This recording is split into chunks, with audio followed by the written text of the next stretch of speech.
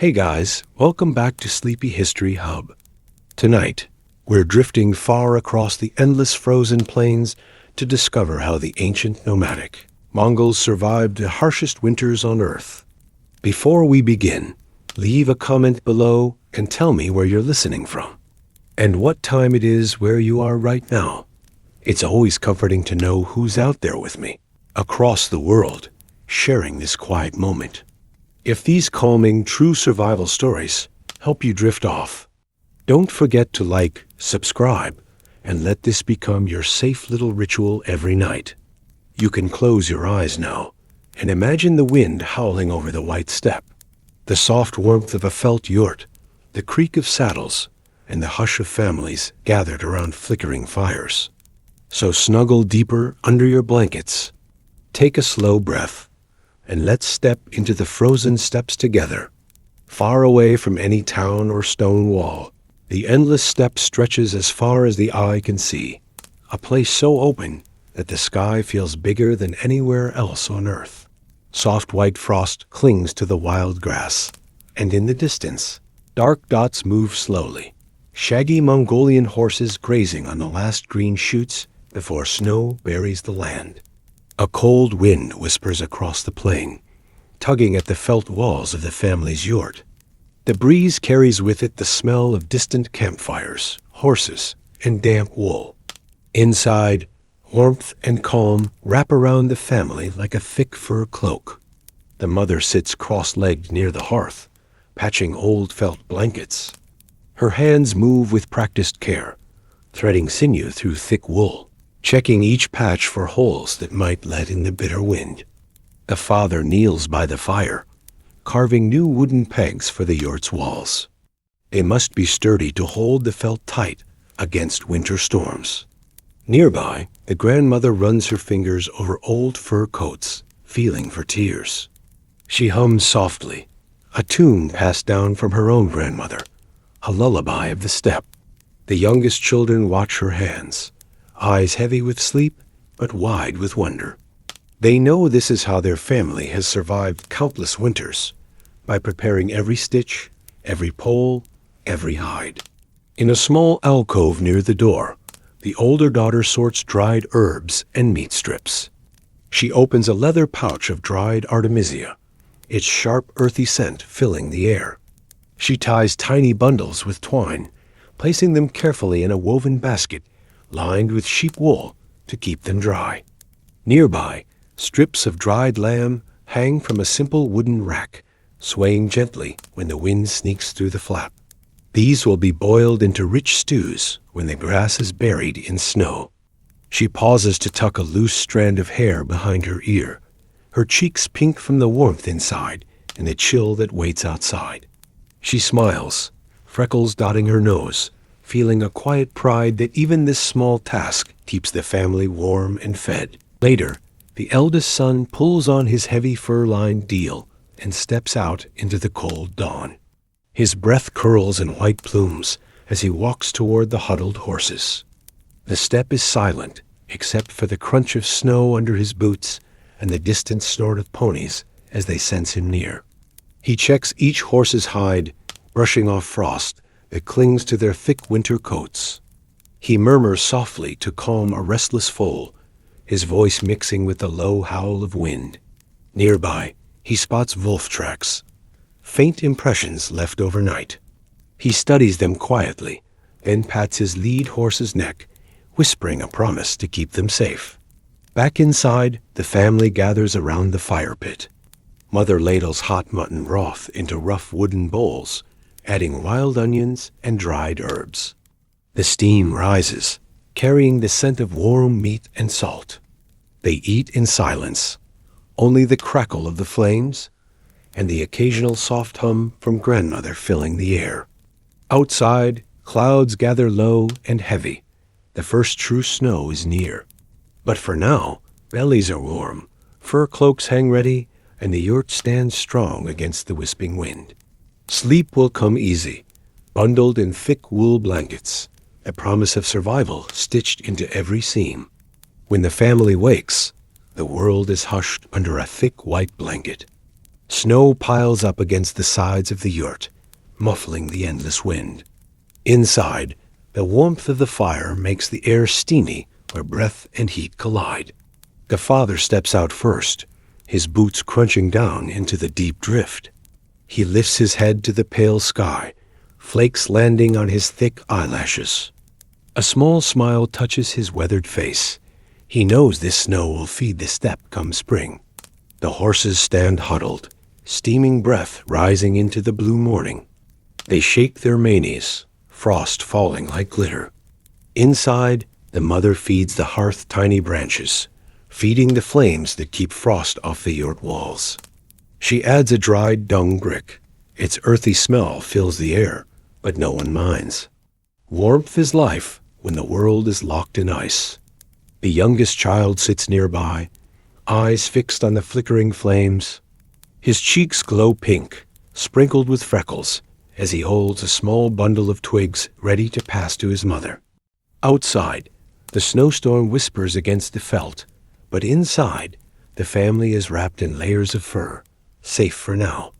As the snow falls heavier, the eldest son saddles a pony and rides out to check distant herds. He wraps a thick wool scarf around his nose and mouth, leaving only his eyes peeking out from under his fur hat. The cold stings his face, tiny needles of snow sticking to his brows. But his eyes shine with focus and calm. These small rides keep the herd alive. He whistles softly, a sound carrying across the white fields. The herd answers with low snorts and stomps, waiting for him to scatter grain and break ice for their water. Back in the yurt, the father and eldest daughter sit cross-legged, surrounded by leather straps, metal buckles, and horsehair rope. They check each bridle, tighten each knot. Nothing can break in deep snow when herds must be moved quickly. The daughter's fingers are nimble, her freckles dusted across her nose as she leans close to the flame for light. The father hums an old riding song under his breath, each note echoing softly against the curved felt walls. Outside, the wind howls. Inside, leather creaks and the fire crackles, another piece of survival stitched together. As darkness falls, the family finishes their simple meal, dried meat boiled in salty broth, hot milk tea to warm cold bellies. They huddle together under heavy wool and fur blankets, the youngest pressed close to the grandmother's side. She whispers another old story of a rider who could speak to the wind and find lost herds by listening to the spirits of the steppe. The children's eyes grow heavy. The only sounds left are the wind's low song and the steady breathing of ponies outside. Wrapped in warmth, they dream of green spring plains, safe in their winter cocoon. The deep snow has silenced the steppe, but some sounds slip through the hush. The distant howl of a lone wolf echoing just beyond the grazing herd. The eldest son stands at the edge of the small horse enclosure, his fur cloak pulled tight around him. His breath rises in soft clouds, his eyes scanning the white world for movement. He knows the wolves are hungry too, that they circle the herd like shadows at dusk.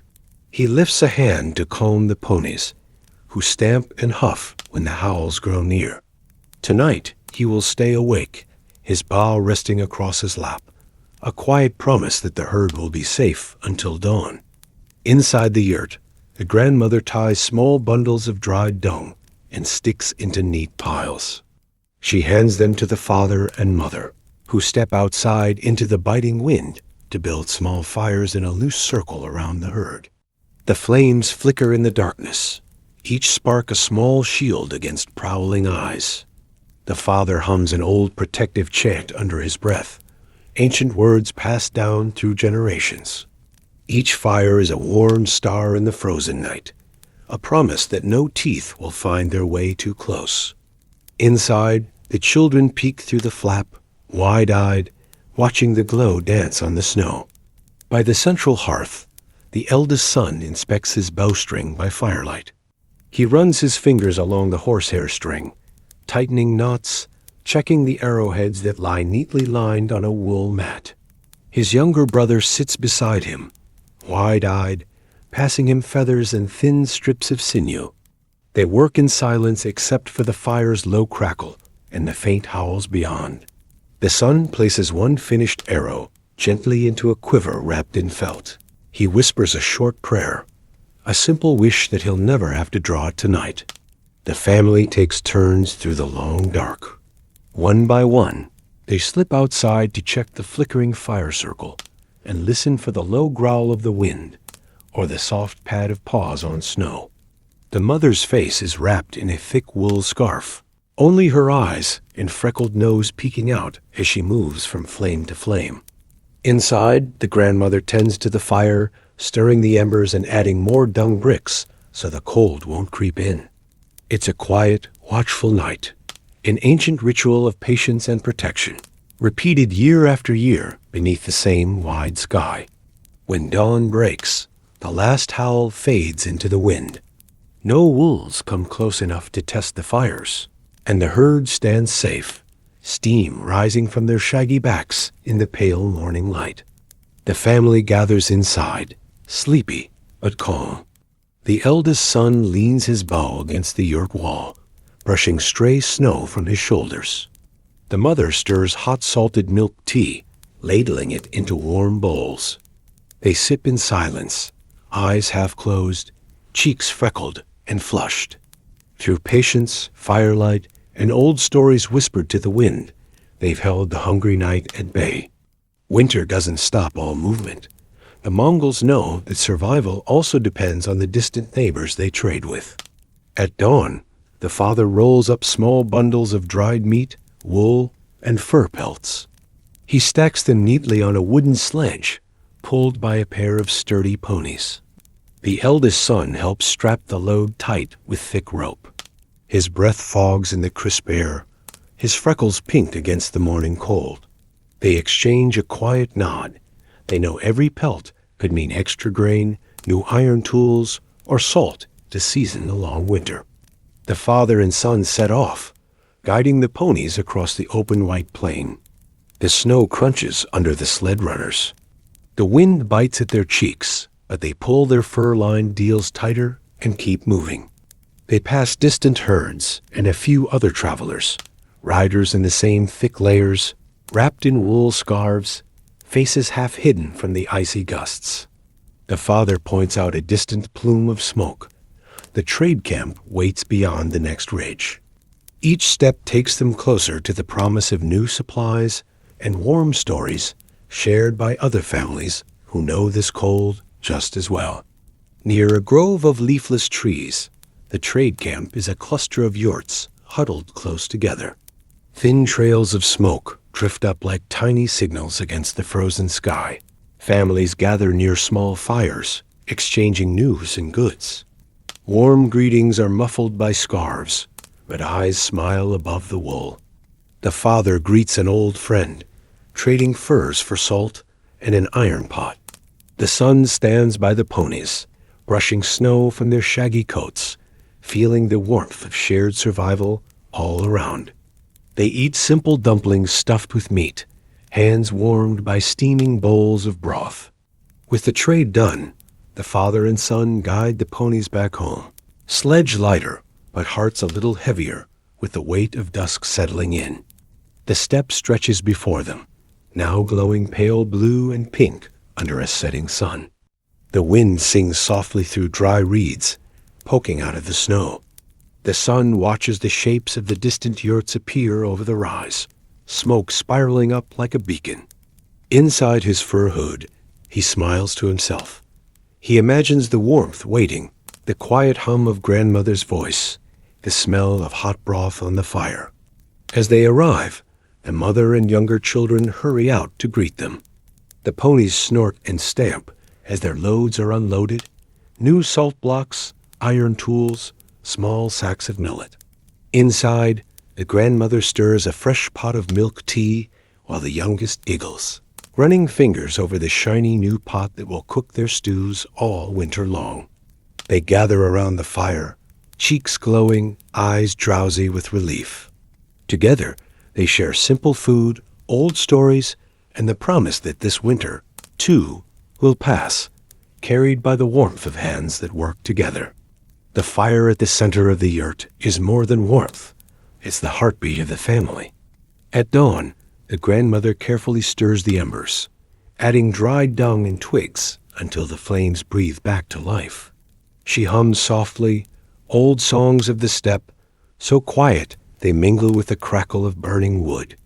The children lie bundled under furs, eyes half closed, watching the dance of the flames as if they were tiny spirits. Outside, the cold wind rattles the felt walls. Inside, the glow wraps around everyone like a protective hug. Even in deep winter, laughter echoes through the yurt. The children play a simple bone game, flicking small sheep ankle bones across a wool blanket to see who can make the best patterns. Their giggles bounce off the felt walls, while the father watches with a soft smile, his freckled cheeks glowing in the firelight. The mother braids new rope nearby, her fingers moving in a rhythm as steady as the snow that drifts endlessly outside. In the hush of the steppe, small moments of joy are what keep the cold from creeping into their hearts. Later, the mother hangs fresh strips of meat above the hearth to dry, their scent mixing with that of warm milk tea, bubbling over the coals.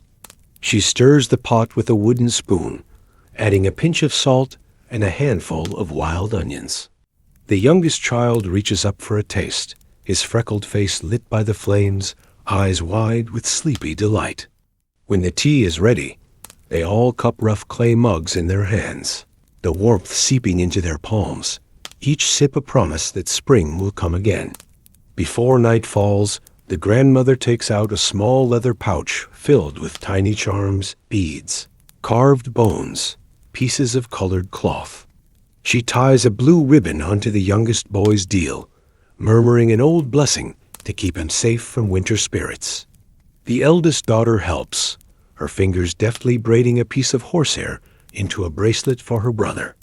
In this small world of felt walls and drifting snow, every charm is a shield against the unknown. They carry these little talismans with them, woven into the fabric of their clothes, hope stitched in wool. When darkness comes, the family curls together near the fire. The grandmother begins another tale of a legendary rider who could outrun a blizzard, guided by the wind spirits. Her voice is soft, yet strong enough to drown out the howl of the wind outside.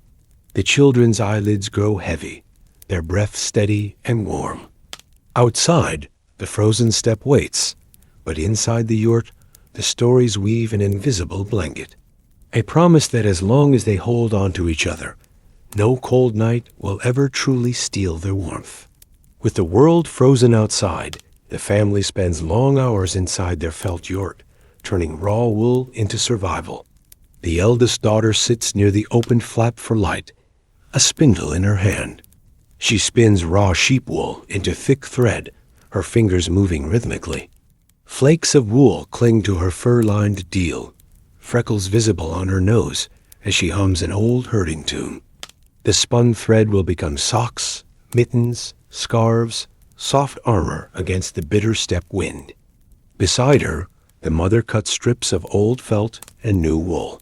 She stitches them into thick liners for boots and hats, each seam tight and strong.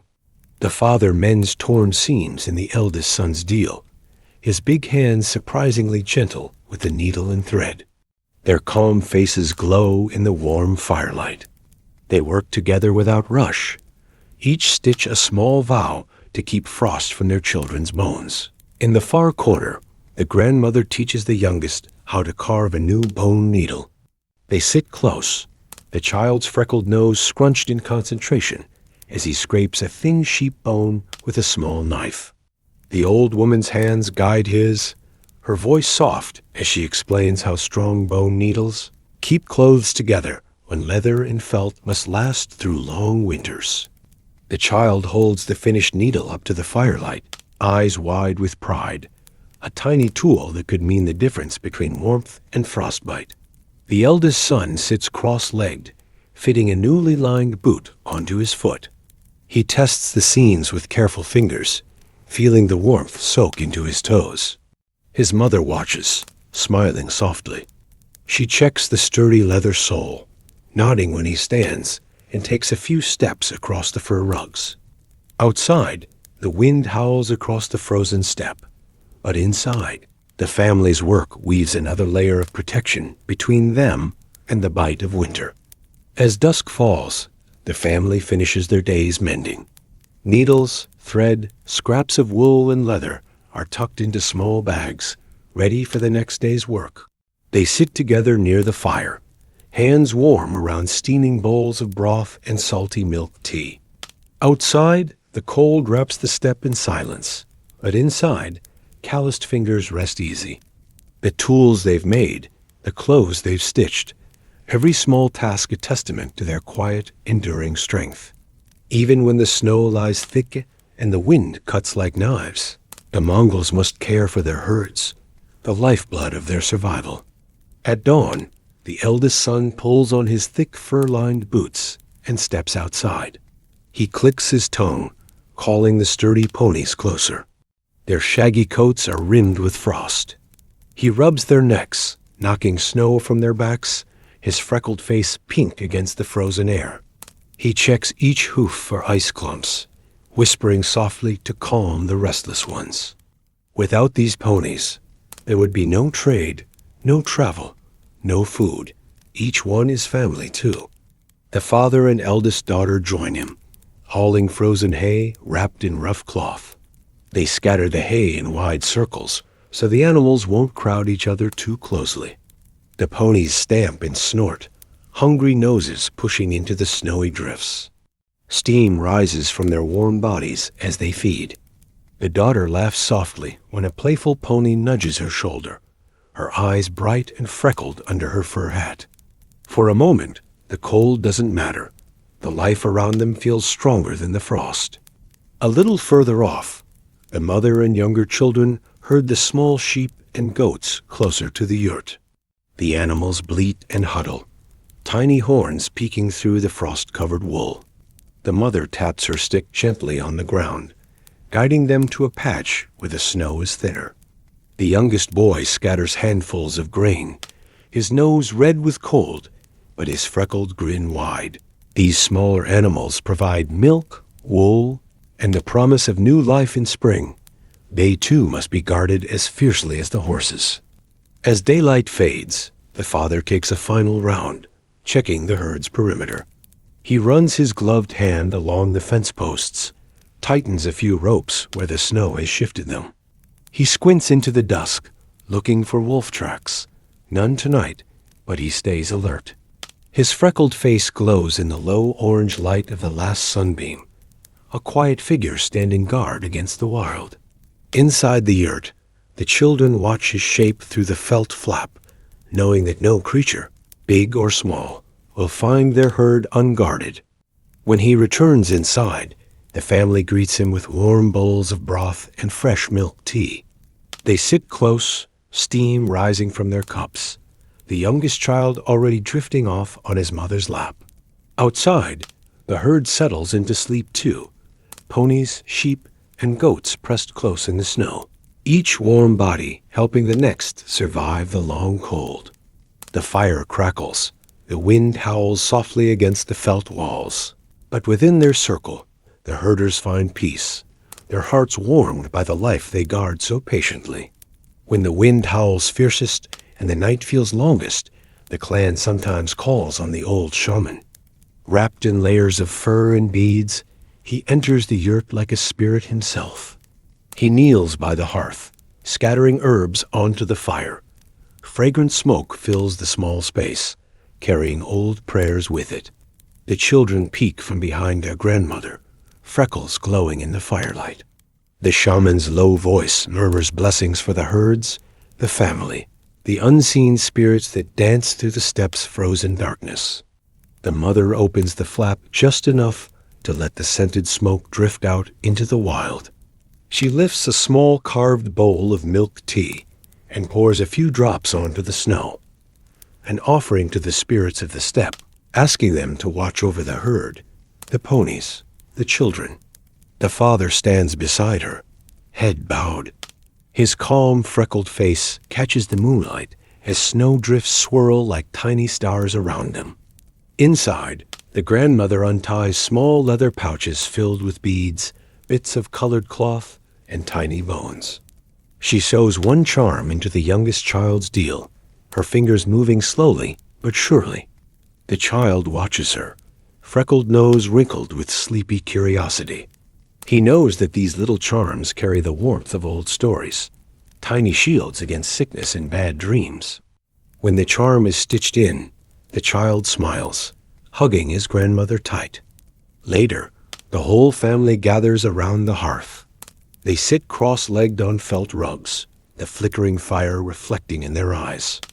The shaman tells an old tale of how the first herder learned to speak with wolves and turn storms aside. Outside, the snow still glitters under a pale moon. But inside, the family breathes in hope, a gentle promise that they have survived yet another season of the endless steppe. Morning comes with the soft drip-drip of snow melting off the yurt's felt roof. The youngest child wakes first, freckles bright in the new sunlight as he peeks out the flap. Where once was endless white, small patches of brown earth emerge, like secrets waking from sleep. The father smiles as he steps outside, inhaling the crisp air.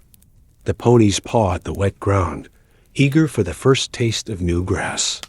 Inside, the family moves in practiced rhythm, pulling up rugs, folding heavy felt walls, rolling poles and ropes. Each piece is handled with care. The yurt has sheltered them through storms and deep freezes. The eldest daughter ties bundles tight with strong rope, freckles dusting her nose as she hums softly. Outside, the youngest plays beside the sleds that will carry their home to new pastures. His laughter drifts over the steppe, a bright sound against the melting snow. Before they leave, the grandmother moves among the herd, sprinkling a few drops of milk onto each pony's forehead. She whispers old blessings. May your legs be strong. May the grass be sweet. May you carry us far. The eldest son holds the reins of the lead pony, his freckled face calm but eager, ready to guide the herd to fresh fields. In the distance, the snow shimmers like silver, but spring calls louder now. Finally, the clan sets out. Ponies pull the loaded sleds. Children ride atop the bundled felt walls, waving lazily at the sleeping hills. The mother and father walk beside the herd, guiding the animals through patches of stubborn snow. The youngest clutches a tiny leather charm, a gift from his grandmother, while the spring wind tangles his hair and freckles glow in the pale sun. Behind them, the old campsite drifts slowly out of sight. As the sun sets, they reach the edge of a broad valley, a sweep of grass already sprouting in soft green tufts. The family halts. They stand together, gazing at their next home, a place to rebuild the yurt, let the herd graze, and breathe easier for a season. The father lifts the youngest onto his shoulders. The boy giggles, freckles catching the last glow of light. Above them, the wide sky stretches endlessly, reminding them that they belong to these plains as much as the wind and grass do.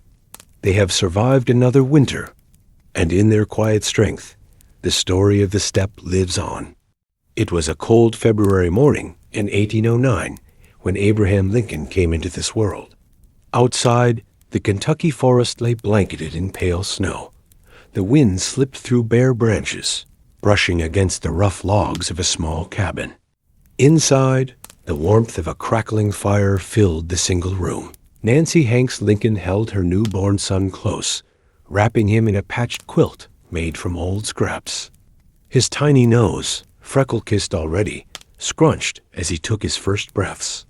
His father, Thomas, paced near the door, boots coated in frost, his face lined with the worry of providing for a growing family in a harsh land. As the baby drifted to sleep, the flicker of the fire painted dancing shadows on the rough-hewn walls. A small, warm world in a vast, cold wilderness. As seasons turned, little Abraham began to crawl and then totter across the dirt-packed floor of the cabin. Wood chips and bark often littered the ground as Thomas worked on repairs. Sometimes Nancy would pause her butter churning to scoop him up, pressing a kiss to his freckled forehead. The smell of wood smoke and fresh cornbread always filled the tiny space. In spring, the door would stand open, warm breezes drifting through, bringing in birdsong that made the boy giggle as he clapped his tiny hands. At dusk, the family would gather near the stone hearth. Thomas mended boots by firelight, while Nancy told simple Bible stories, her voice soft as the flames. Abraham, sleepy-eyed and freckled, would curl up on a ragged quilt near the warm hearthstones. His small fingers traced patterns in the ashes, mind drifting on words about kindness and honesty, seeds that would someday grow strong roots. Beyond the cabin walls, wolves sometimes howled in the woods. But inside, the fire's warmth wrapped them like a promise that they'd be safe for the night. When warm months came, the cabin's single door swung wide to the world. Abraham would race barefoot across the clearing, freckles bright under the sun, chasing grasshoppers and the occasional curious butterfly. Sometimes he'd help his father pull weeds in the small corn patch, tiny hands gripping stubborn roots, sweat and soil smudging his face. At midday, Nancy would call him in, handing him a tin cup of cool water and a cornbread scrap. He'd sprawl on the rough porch step, watching the forest sway like a green sea. When Abraham was 9, sorrow came with the winter winds. His mother Nancy fell ill. The milk sickness spread across the settlement. Abraham sat by her side, freckles hidden beneath tear tracks as he tried to warm her hands in his small palms. One dawn, she slipped away, the fire in the hearth the only witness to the stillness that fell over the little cabin. Thomas and young Abraham buried her on a knoll not far from their home, a rough wooden cross marking her resting place under the leafless trees. That night, the boy sat alone by the dying embers, grief and the cold pressing close. Not long after, Thomas brought home a new wife, Sarah Bush Johnston. Unlike the cold winds outside, she brought warmth, laughter, and books. She hugged Abraham tight, tucking his wild hair behind his ears. By the fire, she taught him letters, pointing to words as his freckled nose brushed the pages. In that soft glow, he discovered stories beyond the woods, a world where a poor farm boy might dream bigger than a single room and a dirt floor. Outside, the Kentucky trees whispered in the winter wind, but inside, Abraham Lincoln began to read his way toward tomorrow.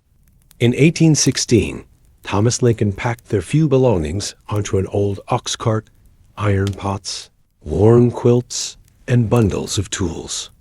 Abraham, now 7 years old, walked much of the way beside his father. Muddy boots squelched in the thawing earth, his breath misting the cold morning air. Nights were spent under rough lean-tos, the fire flickering as wolves howled far away. Beside the embers, Abraham listened to the wind rustle the trees, his freckles hidden under a wool blanket. When they reached Indiana, they found a small clearing under towering sycamores. Thomas and Abraham worked together, chopping logs for their new cabin. The crack of the axe echoed in the frosty air. Abraham's arms ached with every swing, but at night, curled by the campfire, he would trace patterns in the stars, freckles lit by the orange glow. Inside the half-finished cabin, wind slipped through gaps, but it was still a shelter, a start. Indiana winters bit harder than Kentucky. Snow buried the forest paths, and food grew scarce. Sarah, his stepmother, sewed rough blankets and told bedtime stories to hush their hunger. Abraham would curl up in the corner of the cabin, freckles peeking over the edge of his quilt, listening to the logs pop in the fire. He dreamed of warm fields and brighter days to come. In spring, Abraham borrowed a battered Bible from a neighbor. At night, while the forest creaked and sighed, he'd lie belly down on the cabin floor, chin propped on his hands, freckles scattered over his nose as he traced each word by flickering firelight. Sarah would smile, laying a gentle hand on his head. She knew her stepson's hunger for words would someday carry him far beyond these rough woods. As snow melted, green shoots pushed through the muddy soil. Abraham helped clear brush and plant corn with his father. Sometimes he'd pause, Freckles catching the sun, to watch deer dart between trees. At dusk, he'd rest against a stump, dirt smudged on his hands, heart swelling with hope that this wild new land might someday feel like home. The mornings came early for Abraham. By the first blush of dawn, he was out in the cornfields, dew wet on his bare feet. He'd swing a crude hoe, chopping at stubborn weeds that tangled around the young stalks. His freckled nose would wrinkle in the rising sun, sweat beading on his brow. Sometimes he'd pause to watch the fog lift off the fields, dreaming of places far beyond the horizon. After the fields, he'd help Sarah haul water from the creek, the heavy bucket sloshing cold onto his bare ankles. Inside the cabin, he'd split kindling, stack firewood, and feed the small flock of chickens scratching at the dirt yard. When the chores were done, he'd sneak a moment by the hearth, tracing letters on a scrap of paper, Freckles brushing the page as he mouthed each word under his breath. One spring, Thomas sent Abraham on a short flatboat run to deliver corn and hogs down a local river. The old flatboat creaked as it slipped through the muddy water. Abraham, freckles bright in the sun, gripped the long pole, pushing off snags and guiding the boat forward. At night, he'd drift to sleep under a wool blanket on the deck, stars shimmering above, river lapping against the worn planks below. He dreamed of mighty rivers that might carry him to towns he'd only heard whispered in stories. One evening, Abraham pulled the flatboat to a muddy riverbank. He built a small fire, cooking cornbread on a tin pan, the smell drifting into the hush of the forest. He sat cross-legged, freckles flickering in the orange glow, listening to the river's quiet song. Under the canopy of trees, he felt the vastness of the world, but also its comforting hush. When he returned, Abraham found his heart changed. The wide river, the whisper of distant towns, the stories of traders all planted seeds of curiosity. At night, back by the hearth, he'd read even more hungrily. His freckles danced in the firelight as he whispered new words to himself, each one a stepping stone toward something bigger. By the time Abraham turned 14, the cabin was always scattered with scraps of paper, bits of charcoal, and dog-eared books borrowed from any neighbor who would lend one. Sometimes he'd walk for miles through muddy tracks just to hold a new book in his hands. At night, he'd lie belly down on the cabin floor, freckles pressed close to the pages, whispering every word as the fire crackled. Books were precious. Aesop's fables, the Bible, Robinson Crusoe.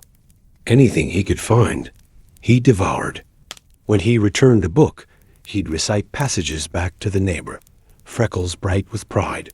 One neighbor would later remember. He'd stand in my yard, that tall, skinny boy, telling me my own book better than I'd ever read it. Sometimes the neighborhood children would gather near his cabin after chores.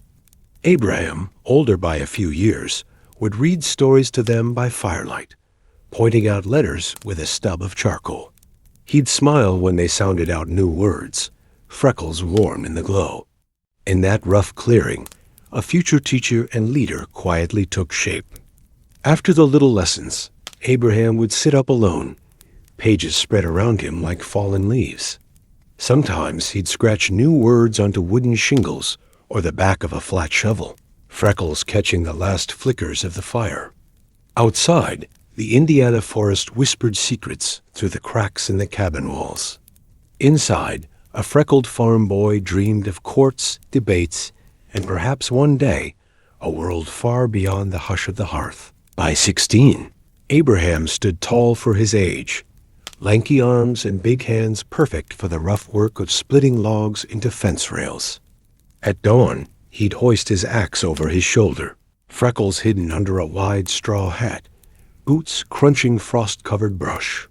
The thunk of the blade echoed through the trees as wood chips flew.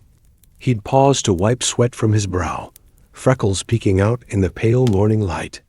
Neighbors called him the rail splitter, a nickname that would follow him far from these quiet woods. Between rail splitting, he took odd jobs wherever he could, mending fences, hauling grain sacks, tending livestock for neighbors who needed an honest hand. People trusted him, freckles bright under the midday sun as he led oxen down muddy trails. Sometimes he'd trade a day's work for a borrowed book. His pockets often held a piece of bread, a stub of pencil, and folded scraps of paper full of notes. After chores, he'd sit by the hearth again, big boots propped near the glowing coals. He'd scratch down new words he'd overheard, fancy terms from traveling preachers or farmhands who'd seen far-off towns. Sometimes he'd read aloud to his stepmother Sarah, freckles warm in the firelight as his deepening voice carried tales of faraway places. In the evenings, a few neighbors would gather in a clearing. Abraham would stand on an old tree stump, freckles catching the last rays of sunset, and mimic the voices of famous men he'd read about. Sometimes he'd argue both sides of a question just to hear how words changed when spoken different ways. Old farmers would chuckle and slap their knees. That boy'll argue the bark off a tree if you let him. At night, worn from the day's work and debate, he'd drift off under a patched quilt. His freckles dotted the edge of the blanket, and a smile played at his lips. In dreams, he saw himself standing in front of crowds far bigger than this clearing, using simple words, honest words, to bring people together. Outside, the woods stood silent, but inside the rail splitter dreamed his way toward tomorrow. In the spring of 1828, Abraham's boss asked him to join a flatboat crew heading south to New Orleans. At 19, Abe saw this as his first real chance to see the world beyond Indiana's muddy fields. He packed a small satchel, bread, dried meat, a battered book, and tucked away under his hat a scrap of paper filled with notes, freckles hidden by the brim. He hugged Sarah goodbye and promised to write if he could. For weeks, Abraham and his crewmate guided the flatboat down the winding Mississippi. The muddy current carried them past sleepy river towns and endless green banks. Abe's freckles darkened in the sun as he pulled the boat off snags and steered through driftwood. At dusk, he'd lie on the deck, straw hat tipped over his eyes, and listen to frogs and crickets sing in the humid night. When they reached New Orleans, Abraham's eyes widened. Bustling streets, busy docks, people from places he'd only read about, all swirling in the humid southern air. But there, too, he saw something that burned into his mind forever. Men, women, and children chained and sold on auction blocks. Freckles stiffened with the weight of what he saw, his tall frame rooted as he watched families torn apart. He'd later tell friends, that sight, it ran deeper than the river. That night, Abraham sat alone on a crate near the riverfront. Moonlight danced on the dark water as he traced a finger over his notes, but the words felt small now. He thought of the quiet Indiana woods and the faces of those families he could not help. Somewhere deep in that calm, humid night, the rail splitter made himself a promise. Someday, he'd use his words to break chains, not just split rails. On the long way home, the river felt different, as if it whispered both hope and burden. Back in Indiana, Abraham hugged Sarah tight. He didn't speak much about New Orleans, but sometimes she'd find him staring into the hearth, freckles lit by the fire. Inside that silent cabin, a young man who had once only dreamed of books and fences now dreamed of freedom and fairness, a dream that would one day change the world. After the long Mississippi trip, Abraham found the Indiana forests both familiar and changed. His freckles seemed older now, touched by everything he'd seen. Neighbors asked about New Orleans, but Abe shared just enough. Most nights, he sat by the hearth with Sarah, scratching out his thoughts on scraps of paper by flickering firelight. That spring, neighbors asked him to stand up at the local gathering and tell about his trip. Under an old oak, Abraham's freckles glowed in the dappled sun as he described the mighty river and the lives he'd glimpsed far from home. He spoke plainly, his voice calm, slow, honest. When he paused, the clearing was so quiet you could hear the wind in the cornfields. Word spread quickly. That boy Abe can really talk sense. Soon, folks were inviting him to settle disputes, small arguments over fences or stray livestock. Abraham would stand tall, freckles warm under his straw hat, listening more than he spoke. His voice, though soft, settled tempers that fists never could. People started calling him Honest Abe, a small title that stuck like the burrs on his boots. At night, after his simple meals, Abraham would sit alone under the stars near the old split-rail fence he'd built. He'd stare at the moon climbing over the cornfields, freckles catching the glow. In that hush, the dreams that first flickered on the flatboat grew stronger. Dreams that words could settle fights, change hearts, maybe even mend a broken country someday. In the spring of 1832, Abraham and a small group crossed into Illinois, with what little they owned piled into an old wagon. The wide prairies seemed endless, green fields stretching to the horizon under big skies. Abe's freckles darkened in the sun as he guided oxen through muddy trails, stopping at farmhouses to ask directions. When they reached New Salem, he knew this would be home for a while, just a cluster of wooden cabins, but enough promise for a young man with honest hands and bigger dreams. A small general store in New Salem offered Abe a job. Most days, he stood behind a creaky wooden counter, weighing coffee beans, measuring cloth, counting coins for farmers who paid in chickens and potatoes.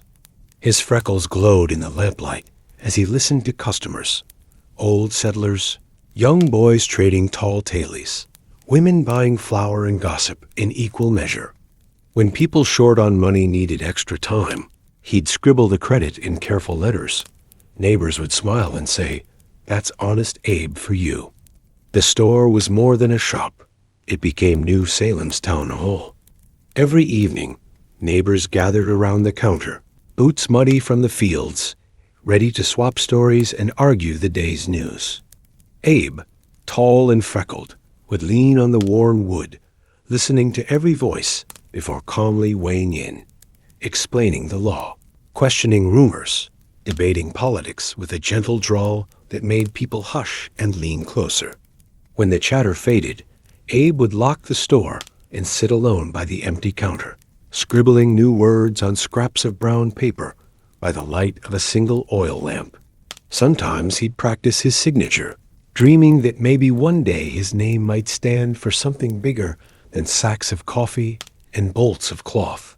The prairie wind would sigh against the shuttered windows as he drifted into sleep, freckles soft in the glow, his dreams drifting far beyond New Salem's wooden walls. In 1832, at just 23, Abraham decided to run for the Illinois state legislature. Neighbors nudged him. "Abe, you're honest. You talk sense." "Why not?" He scribbled his simple announcement on scrap paper and tacked it to the store door. His freckles flushed pink when customers read it aloud and patted him on the back. He knew it would be tough, but if words could settle fence disputes, maybe they could settle bigger things too. Abe traveled by foot and borrowed horse from farm to farm. He'd stand on tree stumps or wagons, freckles catching the midday sun, and speak about roads, schools, and fairness. Sometimes he had only a few farmers leaning on hoes, wiping sweat from their brows. They liked that he listened first, spoke second, and always told the truth, even if it meant saying, "I don't know, but I'll find out." After long days of talking and walking miles of prairie trails, Abe would sleep under the open sky, coat bundled under his head, freckles dim in the starlight. Coyotes howled in the distance while he traced his finger over the notes he'd scribbled by campfire light. He knew he might not win, but the hush of the prairie seemed to whisper that words could plant seeds that bloom long after. When the votes were counted, Abraham lost, finishing 8th out of 13. Neighbors found him at the store, freckles calm, a quiet smile on his lips. "I'll try again," he said simply. For weeks, he worked twice as hard behind the counter, settling debts and splitting rails on the side. Failure, he learned, was just another fence to climb, and fences, he knew, always fell to an honest axe. 2 years after losing, Abe pinned a fresh election notice to the store door. Same scrap paper, same neat letters, but this time the town was ready. Neighbors remembered how he'd settled disputes and split rails to pay off debts. "Honest Abe never cheats a man," they'd say over fence rails and barter deals. This time, the farmers and settlers gathered under the oak trees to cheer him on. When the votes were counted, Abe won, his freckles flushed in the afternoon sun as he thanked each voter with a firm handshake. He didn't throw parties or boast. He just walked home through the dusty fields, boots scuffed, hat tipped low, whispering to himself that honesty was the only way forward. At the cabin hearth, Sarah smiled and said, "I always knew the world would see what I see." In the years that followed, Lincoln spent his evenings hunched over borrowed law books. By day he served in the legislature, listening, reading, and asking endless questions. At night, he'd prop a candle on an old barrel and scribble notes long after the town had fallen asleep. Sometimes he'd pause, freckles catching the flicker of the flame, and smile.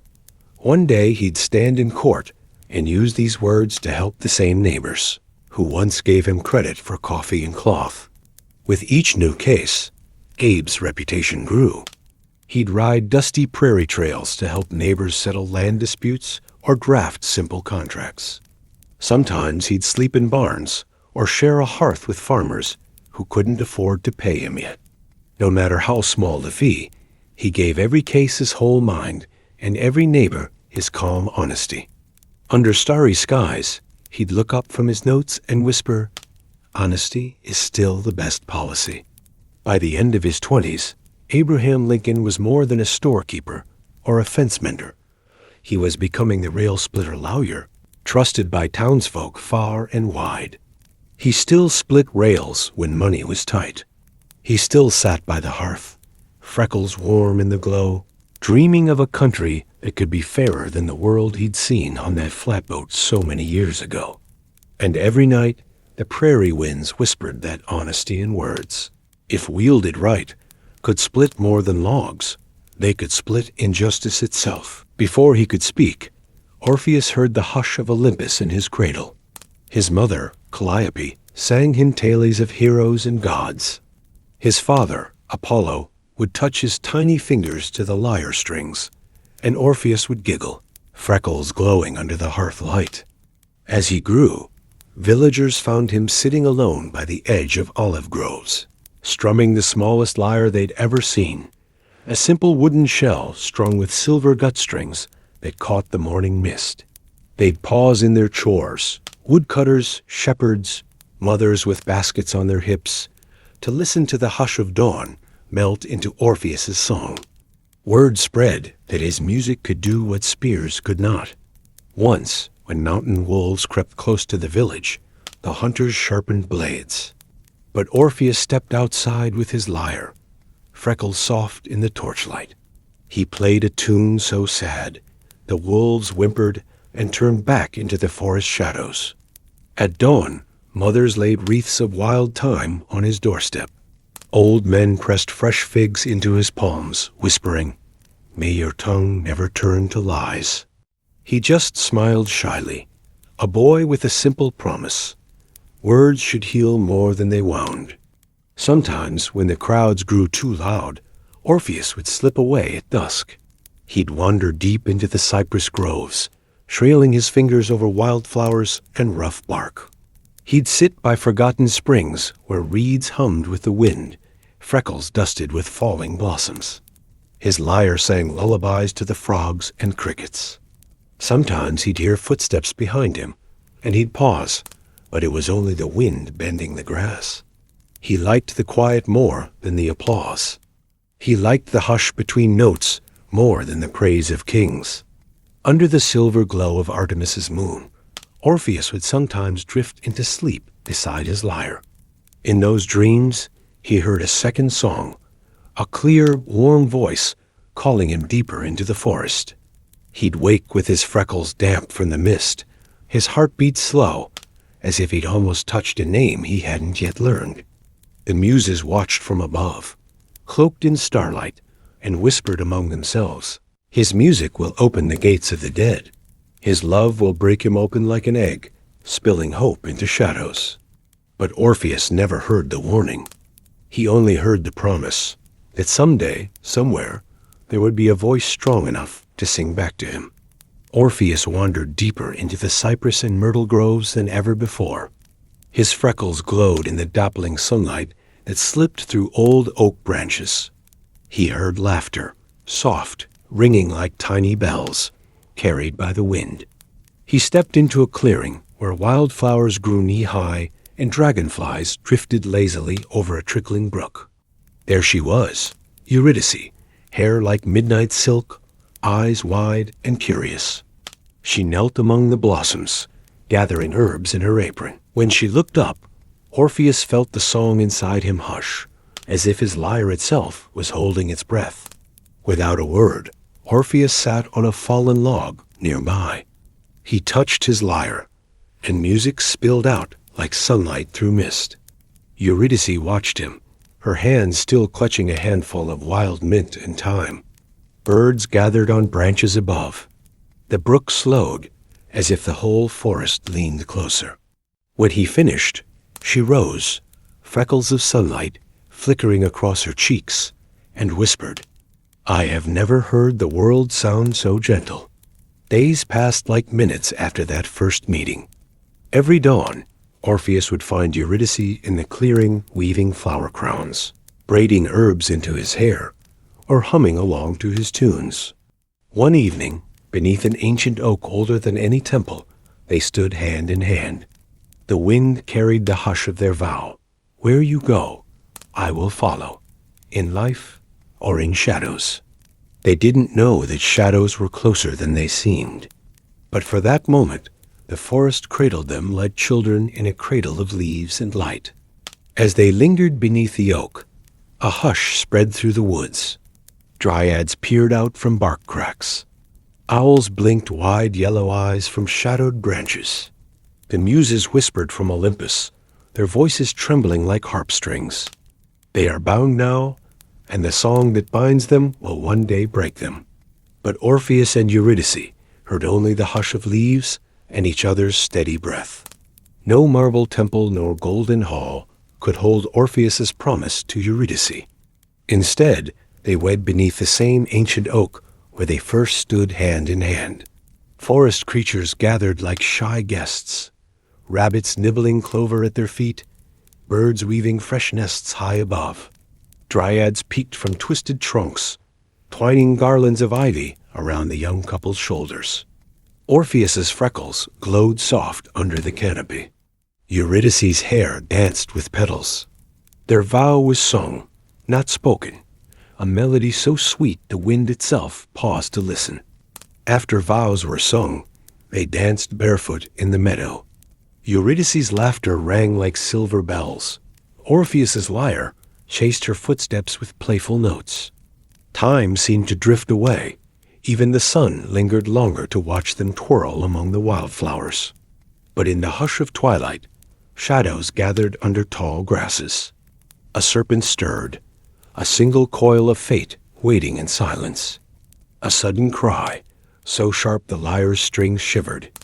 Orpheus turned to see Eurydice stumble, her fingers clutching at her ankle, where the snake's fangs had vanished as quickly as they came. She fell among the flowers she loved so dearly, their petals brushing her cheek as her breath grew shallow. Orpheus gathered her close, freckles wet with tears.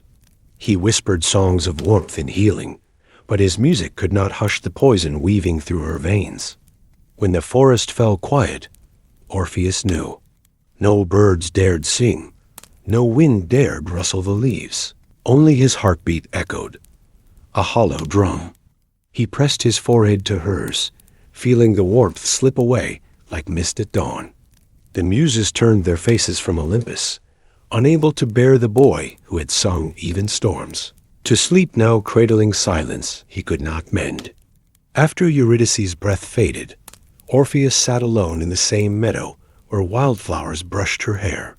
He buried her beneath the ancient oak where they vowed forever, its roots now tangled in a promise that death could not break. He played his lyre every dusk, notes drifting into the hush like prayers nobody answered. No animal came near.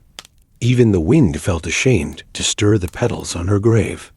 His freckles, once kissed by sunlight, now blurred beneath moonlight tears. Nights turned colder. Orpheus wandered along rivers and groves, playing the same melody over and over. His music made stones crack with frost.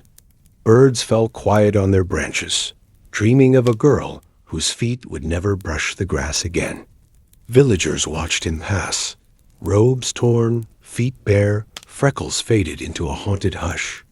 Mothers pulled children inside, whispering, "He plays for the dead now, not for the living." But Orpheus didn't hear them. His ears were tuned to something deeper, footsteps in the shadows that might be hers. One night, Orpheus fell asleep by her grave, his fingers still resting on the strings. In that hush, he dreamed of a path that wound beneath the earth, a trail of ghostly torchlight that led past rivers of mist and the gates of the dead. He saw Eurydice standing there, half shadow, half light, freckles on her soft cheeks like stardust. She lifted her hand, beckoning him deeper into the hush. When he woke, the sun hadn't risen, but his resolve had. If the living world would not give her back, then he would go to the realm where shadows breathe. At dawn, Orpheus stood with his lyre pressed to his chest. His voice broke the morning silence. "Hades, ruler of the dead, hear my song. Let me sing my way through your gates." He kissed the earth where Eurydice slept and turned his feet toward the world below. His journey would soon hush the very halls of the underworld. Before dawn, Orpheus wrapped himself in a simple wool cloak, his lyre slung close to his heart. He passed through fields that no longer answered his song. Even the birds seemed to hold their breath. At the edge of a shadowed grove, the earth cracked open into a narrow mouth, a secret known only to the dead. Orpheus touched the bark of the cypress trees, the living guardians of this threshold, and whispered, "Guide me to her." Deeper he walked, the hush growing thicker than any forest fog. At last, the river Styx spread before him, a black mirror broken only by drifting wisps of souls. The ferryman, Charon, watched him from the shallows, eyes hollow as old stone. Orpheus lifted his lyre, and soft notes drifted across the dark water like tiny lanterns. Charon nodded once, and the boat scraped against the bank. As they drifted, Orpheus's freckles looked like fading stars in the endless dusk. The underworld did not echo with screams. It hummed with whispers. Ancient kings who once ruled empires now waited in endless lines. Mothers cradled memories in their arms. Children played with shadows of dreams they could not remember. As Orpheus walked, his song stirred them from their hush. For a moment, the dead paused in their drifting, heads bowed, tears like morning dew that would never dry. He played for them all, and they let him pass. At the deepest chamber, the gloom parted to reveal two thrones carved from dark stone and tangled roots. Hades sat tall, his eyes the hush of a cave never touched by light. Beside him, Persephone, the spring queen, her gown woven from pomegranate seeds and drifting petals, watched Orpheus with a softness that almost hurt.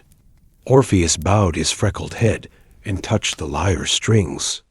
The first note trembled like a heartbeat, the next like a prayer.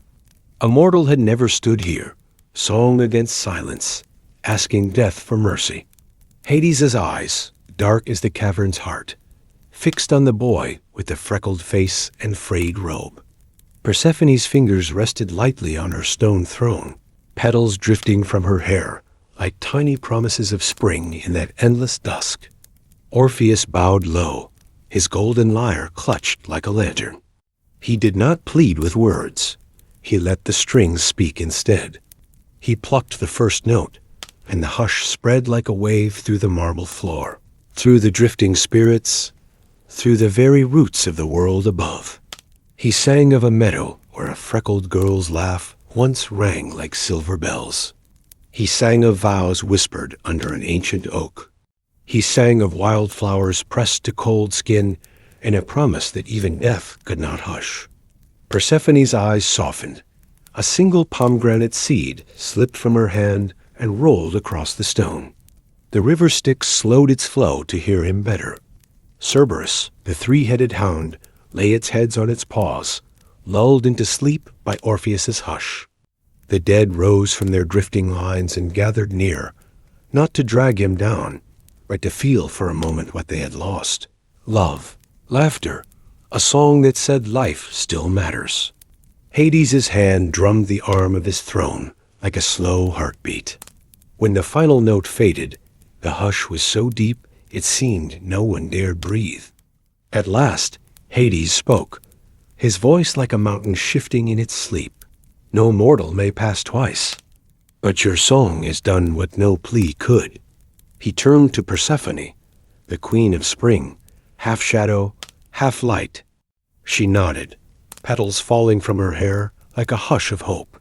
You may lead Eurydice back to the living world, Hades said, but only if you do not look back at her until sunlight touches you both.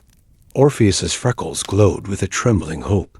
He promised himself, I will not look. I will not look.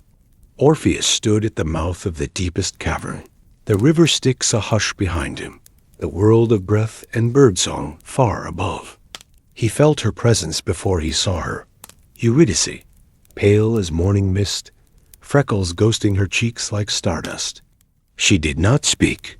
She needed no words. One hand lifted, brushing the hem of his tattered cloak, a touch lighter than a moth's wing. Each step upward felt like a heartbeat fighting to find its rhythm again. Orpheus's fingers danced across his lyre strings in a hush, not to break the silence, but to bind him to the promise, do not look back. Behind him, Eurydice's footsteps made no sound. Sometimes he felt her presence drift further, a shiver at his neck, as if she might vanish if he faltered. Shadows clung to the walls, whispering doubts like a cold wind. What if she's not really there? Light finally teased the edge of the cavern, a thin glow where grass and wind waited to welcome them. Orpheus's feet touched the last stone step. A single sunbeam reached down, gilding his tangled hair, warming the freckles that sorrow had almost erased. But in that fragile hush, doubt screamed louder than any lyre. Was Eurydice still there? Or had Hades tricked him? Did he dare trust the hush at his back? Her hand brushed his cloak once more, so light it felt like a breath. His heart hammered. His feet stopped. He should have trusted the hush. But love is fragile, foolish, hungry for proof. In one trembling moment, Orpheus turned. Eurydice's eyes met his, soft, sad, brimming with the same wildflowers they'd once danced among. Her fingers reached for his face, but shadows swallowed her like dusk at the edge of a dream. A hush so deep it broke his song. When Orpheus looked back, Eurydice's eyes widened, not with anger, but with the soft ache of goodbye. She lifted her ghostly hand, brushed invisible freckles on his cheek with a touch lighter than dusk. Then her shape unraveled, a wisp of mist curling around his fingers, a breath of wildflowers drifting back down the tunnel where no mortal could follow again. His voice cracked the hush. No, don't leave me. But the shadows took her back, quiet as falling petals. Orpheus stumbled out into daylight, but it felt as cold as the cavern behind him. He fell to his knees in the meadow where they once laughed. His lyre slipped from his fingers, strings snapping like old promises. he wailed, a sound that cracked tree trunks and sent birds scattering for miles. The muses heard it on the wind and wept for the boy who tried to sing death to sleep. Days turned into years, but Orpheus never touched another soul. He walked hills and forests like a ghost, his freckles hidden by shadow, his songs too soft for anyone to hear. Sometimes villagers glimpsed him at dusk, a lone figure beneath ancient oaks, strumming a broken tune for a love lost twice. The muses whispered his name in lullabies, so the world would not forget the boy who sang to shadows. And so his song lingers, drifting like mist through old ruins, soft as a memory you almost remember in your sleep. When you hear a hush in the forest at night, they say it's Orpheus's lyre, still playing for a girl whose footsteps will never brush the grass again. And when you dream of wildflowers in shadow, remember, some songs never really end. They just drift back into the hush. In those lonely years, Orpheus never looked at another woman. His love for Eurydice was a hush no mortal could break. But the Maenads, wild followers of Dionysus, saw him as a rejection they could not bear. They found him under a gnarled oak, singing softly to the river that carried his sorrow. In their frenzy, they tore at him, a storm of claws and cries, until the meadow was silent again. His golden lyre fell into the stream, strings drifting like spider silk on the current. They say the river carried it far away, through reeds that hummed his last notes, across lakes where lily bloomed white as Eurydice's ghost. His head and lyre floated together, still singing, until the muses found them at the mouth of the sea. They wept and turned his spirit into a constellation, so his hush would always glow above the world. They say the Thracian hills still hum when the wind passes through old pines. It is Orpheus's lullaby, carried by the roots and rocks, soft as a dream that almost remembers itself. Sometimes shepherds see a freckled ghost by moonlight, fingers brushing invisible strings, eyes turned to the stars that bear his name. And if you listen, you may hear it too. A hush that says, love is never truly lost. It just drifts deeper into the hush where stories sleep. In the night sky, the muses placed his spirit among the constellations, a shape of a freckled boy, a faint golden lyre beside him. Travelers once traced his outline to calm their fears. Shepherds still hum his tunes as they drift asleep under ancient pines. If you ever find yourself alone beneath the stars, look up. You might see him watching over the hush he gave the world. They say the muses gather each year on a hidden hill, wildflowers blooming in ghostly rings around them. They sit in a hush, passing Orpheus's songs to each other like petals on a stream. Every storyteller who dreams under those trees feels the hush in their bones, a reminder that every story sung with love lives on, long after the voice is gone. Tonight, you're part of that hush too. When you drift off, carry Orpheus's song with you, a soft promise that love, once sung, can never be silenced. Let your dreams fill with wildflowers, freckled smiles, and starlight. And when you wake, remember, you are a keeper of stories too. Sleep softly, dreamer. His song hums in you now. Far below the crashing surf lies a kingdom few mortals have ever seen. A palace woven from coral, pearl, and forgotten shipwrecks. This is where Poseidon, lord of the sea, sits on his throne of driftwood and gold, his trident humming softly in the hush of tides. Outside the palace walls, seahorses drift like tiny guardians, their fins flickering like candle flames in the deep. The currents whisper through kelp forests, braiding secrets into the hair of merfolk who glide through shadows. Sometimes, if you listen closely, you'll hear the ocean's breath, a lullaby in waves that has rocked sailors to sleep for thousands of years.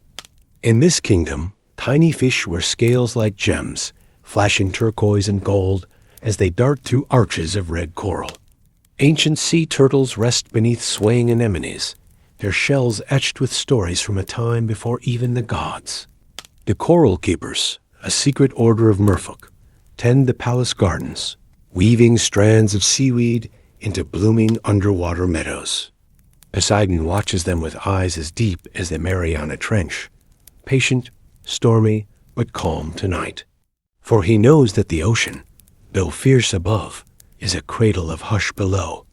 Beyond the palace, wrecked ships rest like ghostly giants on the seafloor. Masts tangled in seaweed, sails drifting like jellyfish. Treasures spill from cracked hulls, old bronze helmets, amphorae filled with secrets, gold coins dulled by salt.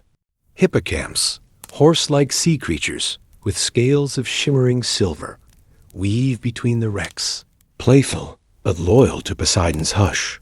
Sometimes they pause to listen to the lullaby that rises from the sea floor, the song of a kingdom where storms go to sleep.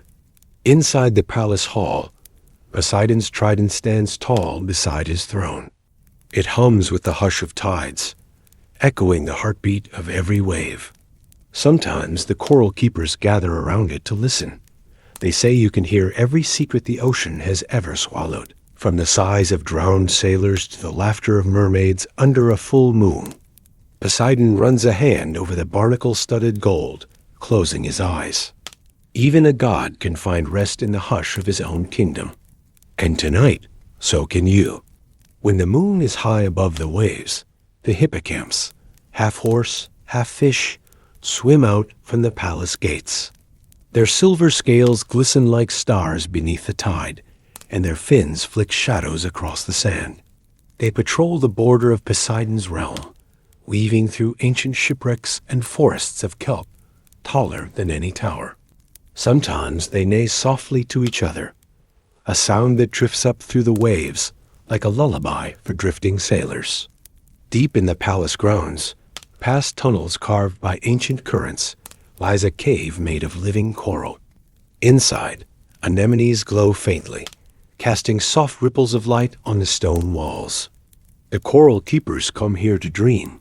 They listen to the cave's heartbeat, a slow pulse that echoes the hush of the sea. Tiny fish dart in and out of cracks, carrying secrets Poseidon has hidden for centuries.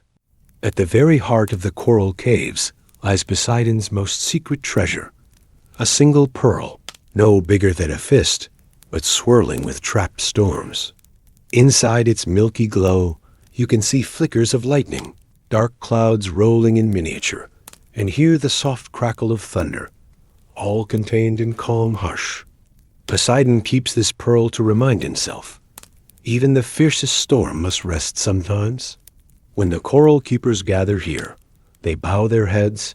They know this hush keeps the seas gentle for sailors far above. Outside, the hippocamps return from their patrol, drifting in circles around the palace gates. They nod to the coral keepers, who carry stories from the caves to Poseidon's throne.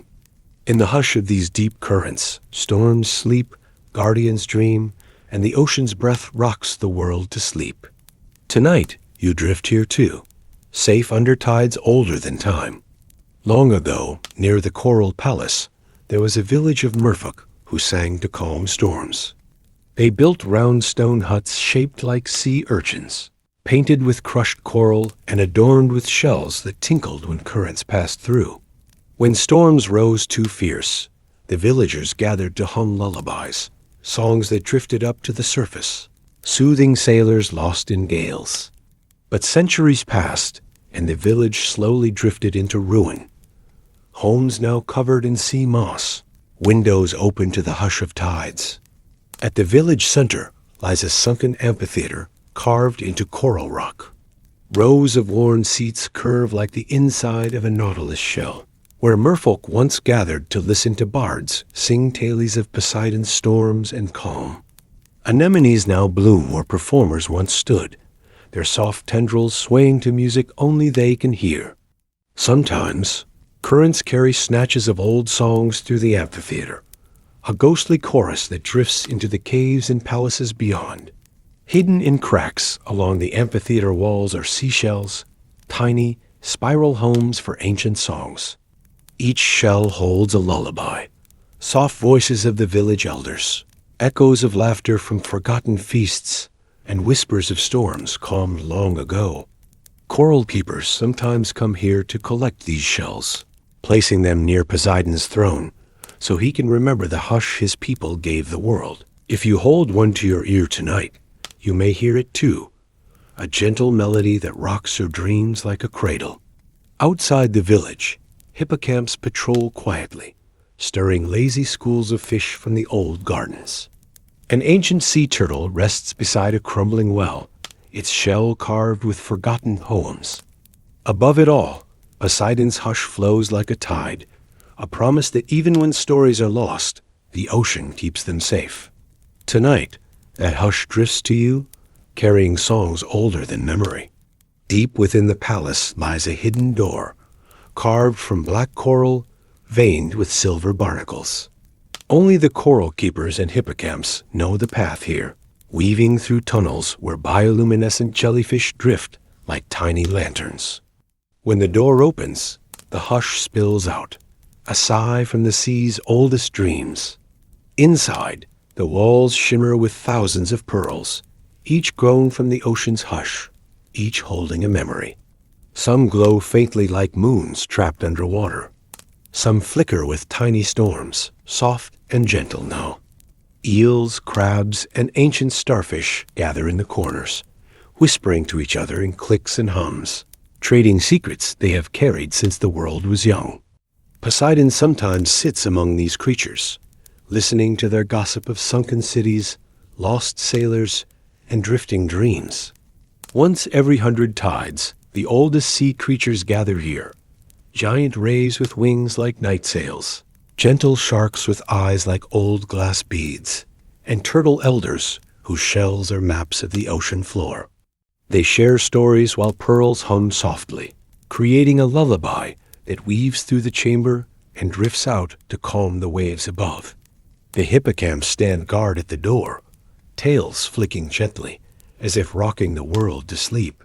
They say that when you sleep by the sea, the tide listens to your dreams, carrying them like messages back to the pearl chambers.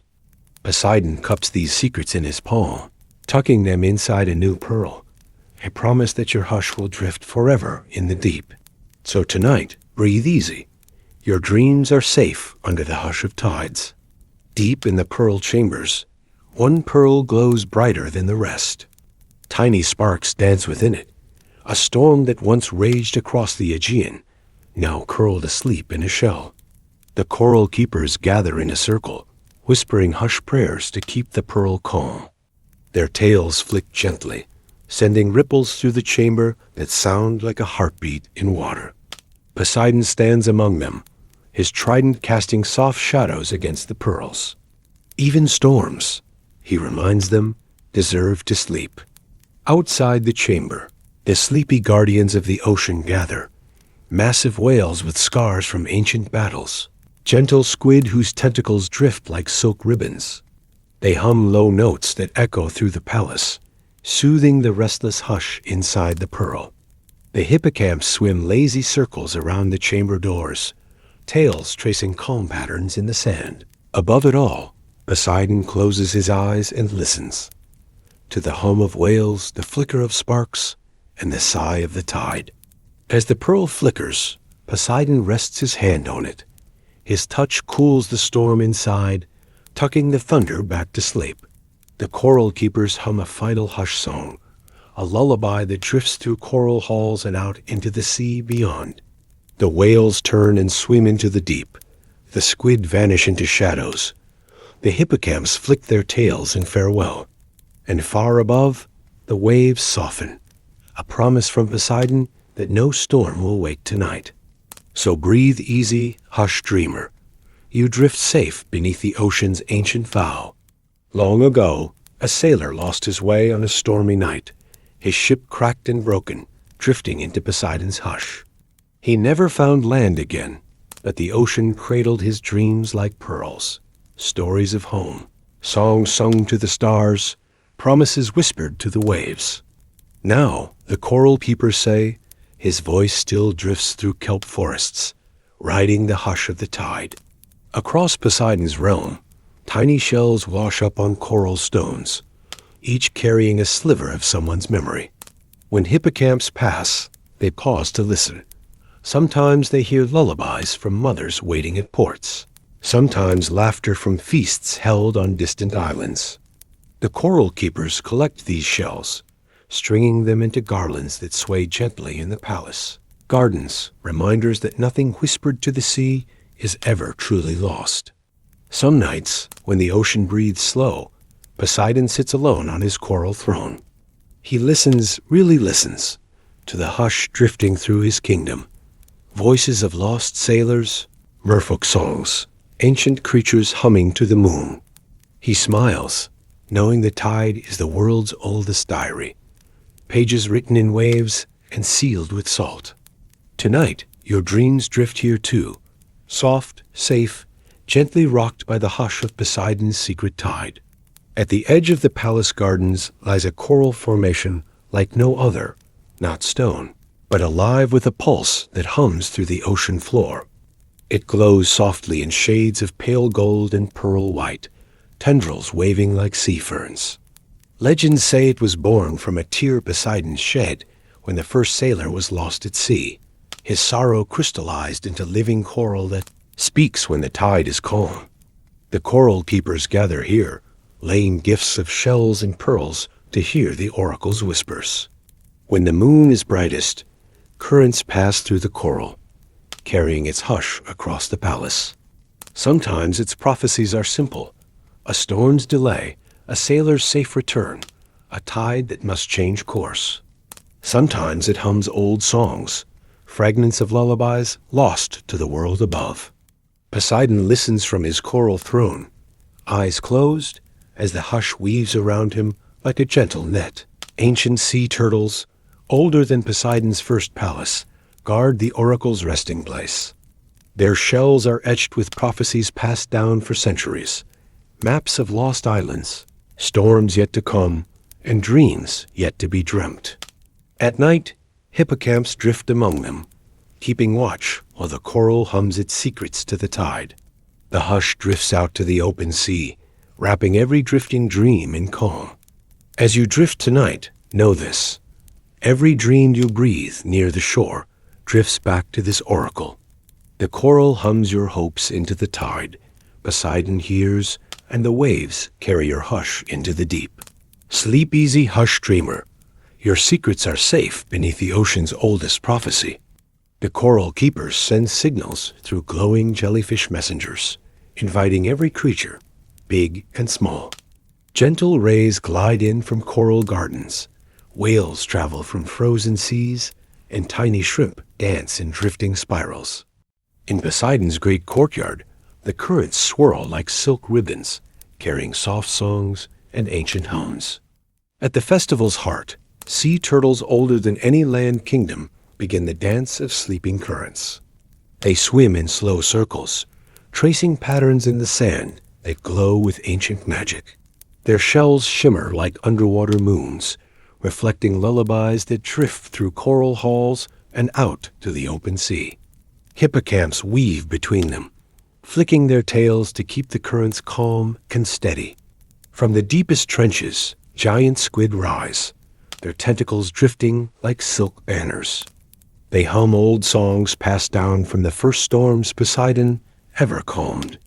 Tiny fish gather around them, their scales flickering like confetti, while anemones sway to the hush of the songs. Poseidon stands among them, smiling, his hush renewed by the love of all his drifting children. As the festival ends, the currents slow and hush returns. The coral keepers gather up strands of dreams that drifted loose and weave them into the palace walls.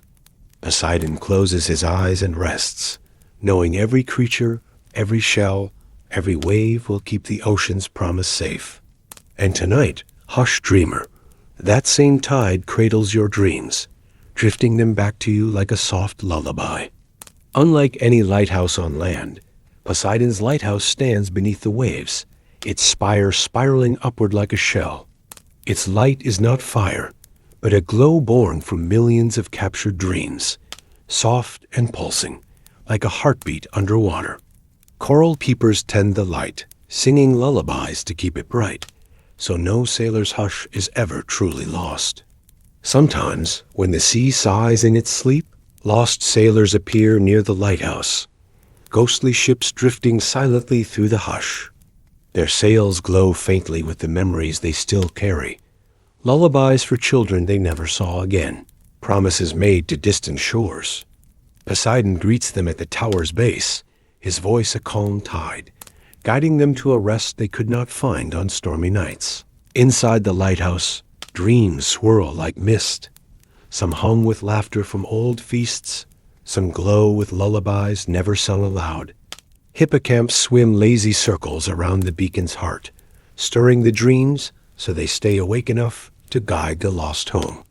The coral keepers whisper to the light, reminding it that every hush belongs somewhere safe. No secret, no hope, no wish is ever truly gone.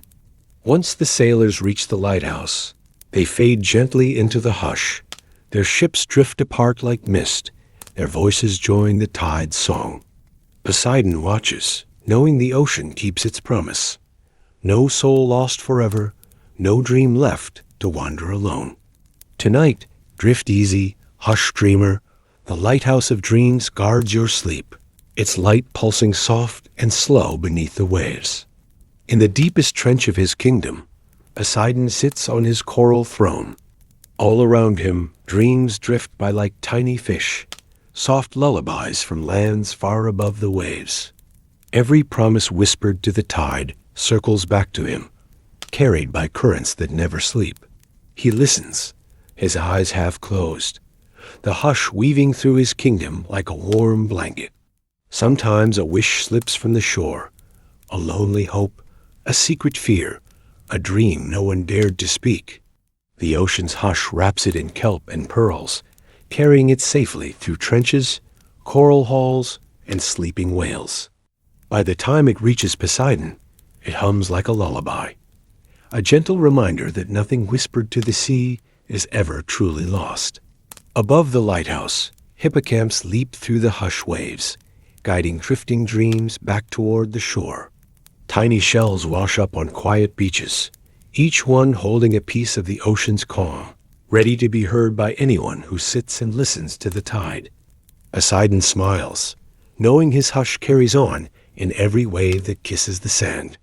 And so, hush dreamer, tonight you rest inside this promise, that the ocean cradles your dreams, carries your whispers, and rocks you like a tide.